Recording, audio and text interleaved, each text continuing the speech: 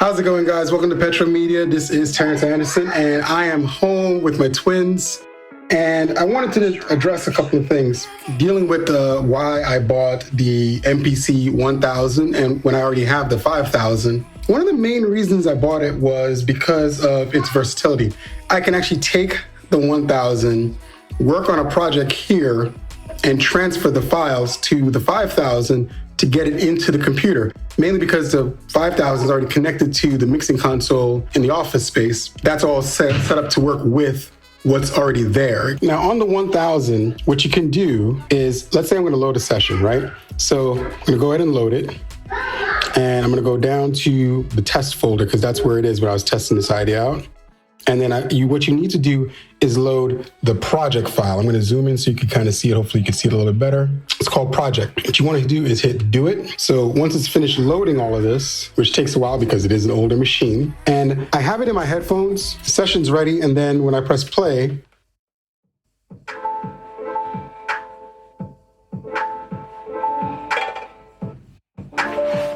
just a simple track, nothing complicated about this. I just wanted to knock something out real quick and then transfer the file to the 5000. So let's go do that. And it's as easy as taking the compact flash out. You take the compact flash and you put it inside of the 5000, turn it on. And the way I have my 5000 set right now, because I did the session in the 1000, it's all set to stereo, but the 5000 is wired to the console on the 8 outs. So I have to actually change the settings.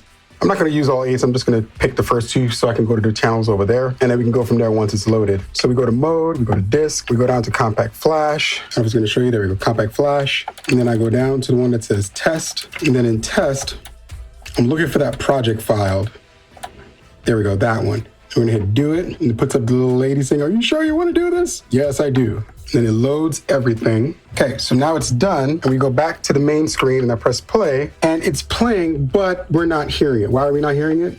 Well, I have to go to the mixer and change the outputs. Change them to 1 and 2 for all of them. All right, I think that was all the channels. Just for good measure, I'm gonna put a couple of them on 1 to 2. Okay, so if we go back to the main mixer, and it's playing. Now that everything is set up correctly, now you can hear how it's supposed to sound from what I was playing in the headphones on the 1000 and the 5000.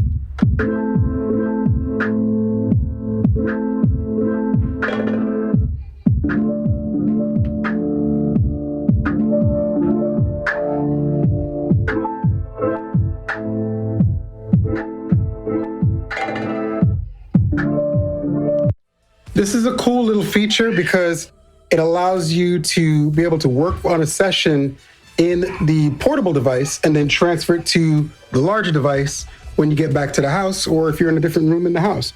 But there's also one other way that I just recently found out that the 1000 and the 5000 can transfer files into your computer without having to do all of this. Mind you, I only do this because I know how to, number one. Number two, I actually prefer it mainly because I like how the audio comes out of the 5000 and 1000 go through the mixer. The mixer allows me to use the onboard EQs on each channel to add effects to the sounds in advance. So I can actually change the EQ curve and make my adjustments so that it all sounds the way I really want it to sound before I get into the DAW. So in a sense, it's kind of like one less plugin I have to use, but it also adds character. This console has a lot of character to it that I love how, oh my God, the bass sounds ridiculous when you crank it. So that's one of the big reasons why analog guys use analog stuff all the time. It's not saying you can't do it in digital. It's just a little bit more effort. You need to know what you're trying to achieve sonically, and it is definitely doable. But for me, this is fun. You know, in a heartbeat, I would use my laptop and just get it done real fast. But this is when I have a little bit of time and I just want to work on something and I get to crank on all the stuff and get it all out. This, for me, is fun. However, I did say there was one other way that you can do this, and I'm going to show that to you right now. So, as you can hear, the track. So as you can hear, it's playing on the 5000. The session that I created on the 1000 went to the 5000. But if I want to play it on the computer without going through the whole process of going through this, and mind you, it does sound different. I have noticed a difference, but that's because, again, converters, no converters, I'm just going straight in. I come over here, and inside of the MPC software, I open up a folder for the actual session, which is a test folder.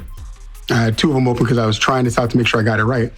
And all I simply have to do is, you see the project folder, remember the project file? It doesn't know what it is. But if I take the project file that I saved the session in, grab it, and drag it into the MPC software, it's gonna load everything in the MPC software. And then when I press play,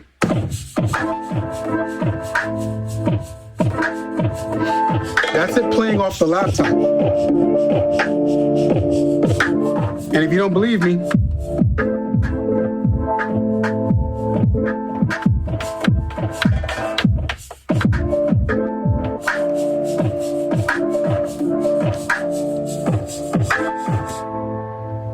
so in summary, the benefit of this is if you have the 1000 and you are trying to transfer your files from the 1000, you can do it through the 5000. In my case, I do it through the 5000 into the Midas. The Midas gives it some character, and then I send it into Logic Pro.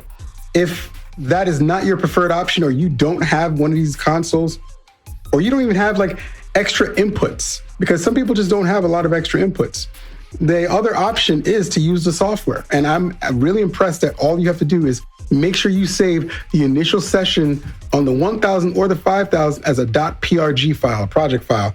And once you do that and it loads all the stuff into the folder, every single file, you can then put it on your compact flash, transfer that to your computer directly, open the MPC software, and just drag the .prg file into the MPC software. All the MIDI and all the audio will be loaded one time. It is absolutely brilliant. For that, I do like the MPC software. I'm not a huge fan of the software just because, for me, I like to be able to just work and not think too much, just have fun, grind, and crank. But I know the newer guys, they really like the software. And the software is an amazing place to start. So don't even think for a second that I'm saying that it's a bad thing. It's just not my preferred thing. That being said, I've made some amazingly hot records with the MPC software. So don't sleep on it. It's actually really, really cool, really, really good. It's just not my preferred way to go. It's what I'll do in a pinch. So from that perspective, I love the fact that I have a studio, the 5000 and the 1000. If you like what I've been talking about, like, share, and subscribe, and try this out. Try the .prg file thing. I mean, honestly, I was really impressed that worked. I don't think it works with the 2000 XL or the older ones, but at least with the 1000, 2500, and the 5000, if you don't really have a way of transferring your files from the machine to it, that is the way to go. Catch you guys next time.